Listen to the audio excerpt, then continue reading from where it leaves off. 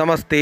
ഇന്നത്തെ വീഡിയോയിലൂടെ നമ്മൾ മനസ്സിലാക്കുന്നത് ദേവഗണത്തിൽ ജനിച്ച വ്യക്തികളുടെ സ്വഭാവ സവിശേഷതകളെ പറ്റിയും പൊരുത്തത്തെ പറ്റിയുമാണ് ഈ വീഡിയോയിലൂടെ പറയുന്നത്.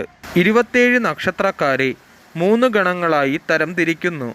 ദേവഗണം, മനുഷ്യഗണം, അസുരഗണം എന്നിങ്ങനെ 27 നക്ഷത്രങ്ങളിൽ ദേവഗണ നക്ഷത്രത്തിൽ ഉൾപ്പെട്ടിരിക്കുന്ന നക്ഷത്രക്കാർ അശ്വതി, മകയിരം, പുണർദം, പൂയം, അത്തം, ചോതി, അനിഴം, തിരുവോണം, രേവതി എന്നീ 9 നക്ഷത്രങ്ങളാണ് ദേവഗണത്തിൽ ഉൾപ്പെട്ടിരിക്കുന്ന നക്ഷത്രം.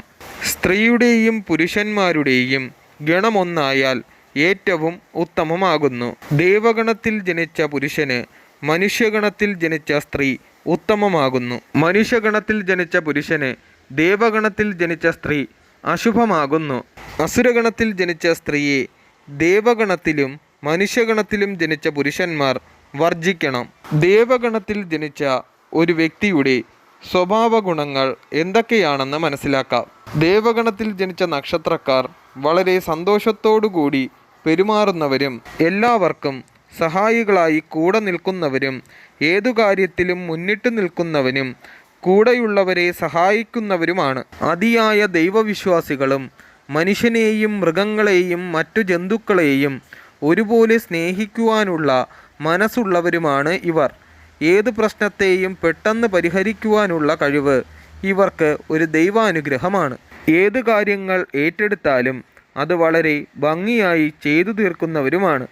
എല്ലാവരെയും സഹായിക്കുമെങ്കിലും മറ്റുള്ളവർ ഇവരെ ചതിക്കുകയും അംഗീകരിക്കുകയുമില്ല. ദേവഗണത്തിൽ ജനിച്ച നക്ഷത്രക്കാരുടെ ജാതകത്തിലെ വ്യാഴൻ അനുകൂലമായി നിന്നാൽ, അതായത് 6, 8, 12 ഭാവങ്ങൾ ഒഴികെ മറ്റുള്ള ഭാവങ്ങളിൽ നീചൻ, മൗഢ്യം എന്നിവയില്ലാതെ നിന്നാൽ ഇവർക്ക് വളരെ ഗുണാനുഭവ ഫലങ്ങൾ ലഭിക്കുന്നതായിരിക്കും.